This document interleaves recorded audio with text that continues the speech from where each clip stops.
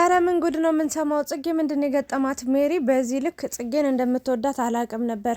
እኔ እውነት በጣም ነው የተጨነቀችው። እንባዋ እስኪመጣ ፊቷ እስኪቀላ ነው ያለቀሰችው። እና ጽጌና ዳኒ መሀል የተፈጠረው ነገር ምንድን ነው? ብዙዎቻችሁ ብዙ አይነት ሀሳብ አስተያየት እየሰጣችሁ ትገኛላችሁ። ለጽጌ ያዘናችሁ ሰዎች አላችሁ፣ ለአብርሽም ያዘናችሁ ሰዎች አላችሁ፣ ለሩታም ያዘናችሁ አላችሁ፣ አጠቃላይ ለዳኒም ያዘናችሁ አላችሁ። ብቻ ውዝብግብግብ ያለ ኮሜንት ሀሳብ ነው እየተሰጠ የሚገኘውና በአጭሩ ዳኒና ጽጌ ማለት የተፈጠረ ነገር ምንድን ነው የሚለውን እስኪ እናውራበት፣ ሀሳብ እንስጥበት። በመጀመሪያ እንዴት ናችሁ ውዴ ቻናሌ ቤተሰቦች? በያላችሁበት ሰላማችሁ ብዝት ይበልልኝ።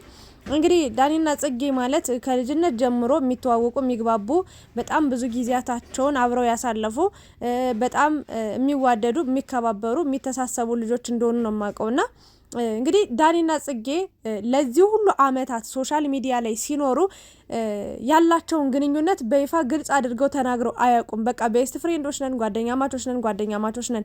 ከዚህ ውጪ በቃ ብትፈለቅቋቸው ውስጣቸውን ተርትራቸው ራሱ ብታወጡ አይናገሩም፣ አያሳውቁም፣ ምንም። በቃ በዚህ ሙድ ነው እየቀጠሉ የሚገኙትኝና አሁን ላይ ግን ጊዜያቶች እየገፉ በሄዱ ቁጥር ምናምን ነገር እርስ በእርስ መግባባት አልቻሉም። ወይም ደግሞ ብቻ ስለ ዳኒና ጽጌ ዳኒ ለጽጌ ኃላፊነት ወስዶ የኔ ናት ብሎ ስለሷ ሙሉ በሙሉ መናገር አይችልም።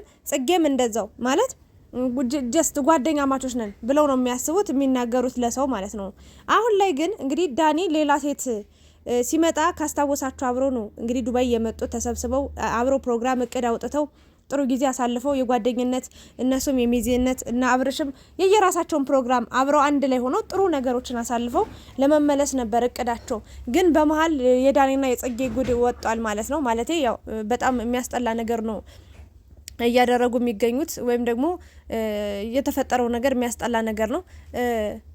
አሁን ላይ ሌላ ሴት አለች ዱባይ ላይ ሲሄድ ቀለበት አረግላታለሁ እያለ እያወራ ነበረ ከመጀመሪያ ቪዲዮ ላይና ለጽጌ ይሆናል ብለን ሁላችንም ጓጉተን ነበር ስንጠብቅ የነበረው። እሱ ግን ሌላ ሴት ይዞ ነው የመጣውና ጽጌ እንግዲህ መድኃኒት እስከ መጠጣት በረኪና ገዝታ እስከ መግባት ያደረሳት ነገር ምንድን ነው ተናግራለች። አንዳንዴ ግን ማለት ነው የእውነቴን ነው ምላችሁ ከልክ ያለፈ የሰው ልጅ ሰው ሲንቃችሁ ከልክ ያለፈ አለመፈለግ ስሜት ሲሰማችሁ በጣም በቃ መጥፎ ስሜት ውስጥ ነው የምትገቡትና ጽጌን በዛ መንገድ ነው የተረዳዋት። አፈቅረዋለሁ በደንብ ምን ነሽ ብሎ ሲጠይቃት ወይም ደግሞ ትወጂኛለሽ ወይ ታፈቅሪኛለሽ ወይ ብሎ ሲጠይቃት አትመልስለትም። የሆነ ጊዜ አፈቅረዋለሁ ብላ ተናግራ ነበር። ብቻ የጽጌና የዳኒ ነገር ግራ የሚገባው በቃ ውስብስብስብስብ ያለ ነገር ነው። ግን ጽጌ ዛሬ አሳዝናኛለች። በሰው ሀገር ናት። ያለመፈለግ ስሜት ሲሰማችሁ ሴት ልጁ ናችሁ፣ በጣም ከባድ ነገር ነውና ዳኒ የእሷን ድምጽ መስማት አልፈልግም ብሏልና በዛ ምክንያት እንግዲህ በር ዘግታለች። እኔ በረኪና ትጠጣለች ብዬ አላስብም። ጽጌ እንደዚህ አይነት ጅል ናት ብዬ አላስብም። እንደዚህ አይነት ሞኝ ናት ብዬ አላስብም። ለዛውም ደግሞ ችንቃል ከዚህ በፊት ስንት ነገር አርጓት የለ ስንት ነገር ተደራርገው የለ እንዴ ከዳኒ ጋር ብዙ ችግሮችን አሳልፈው የለ ብዙ ጊዜ ተጣልተው የለ በጣም ብዙ ወራት ተኮራርፈው የለ በዛ ምክንያት እንኳን በረኪና አልጠጣችም እንኳን ዛሬ።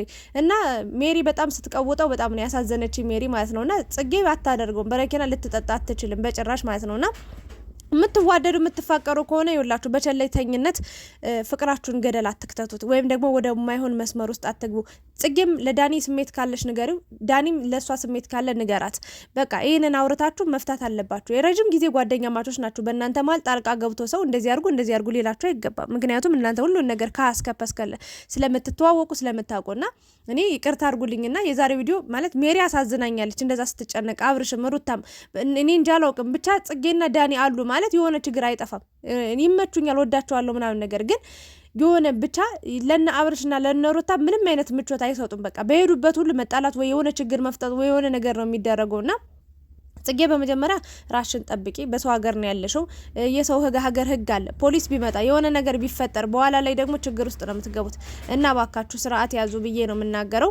ዳኔ ደግሞ ለሴት ልጅ ክብር ይኖርህ። የምታወራበት የምትናገርበት መንገድ ትክክል ይሆን። በጣም አንዳንዴ የማይሆን ቃል በጣም ኃይለኛ ቃል ሲወረውር ሰማዋለሁኝና ይሄ መሆን የለበትም። ጽጌ ለጽጌ ተጨነቃችሁ ያሰባችሁ ሰዎች በጭራሽ አታደርገውም። አረ በእናታችሁ ለዳኒ ብላ ነው በረኪና መጠጣው አታደርገውም። ምናልባት ሌላ ነገር አናዷት ሊሆን ይችላል ግን በዚህ ልክ ሌላ ነገር ራሱ ቢያናደዳት ጠንካራ ጀግና ሴት እኮ ናት። አላወቃችኋትም ጽጌንና ልታደርገው አትችልም። እና እባካችሁን ለነ አብርሽና ሩታ እረፍት ስጧቸው። ሊያርፉ ሊዝናኑ ጥሩ ጊዜ ሊያሳልፉ ነው። አንዴ በሌሊት ተነስታችሁ የሆነ ጊዜ ተቀውጡታላችሁ እንዴ?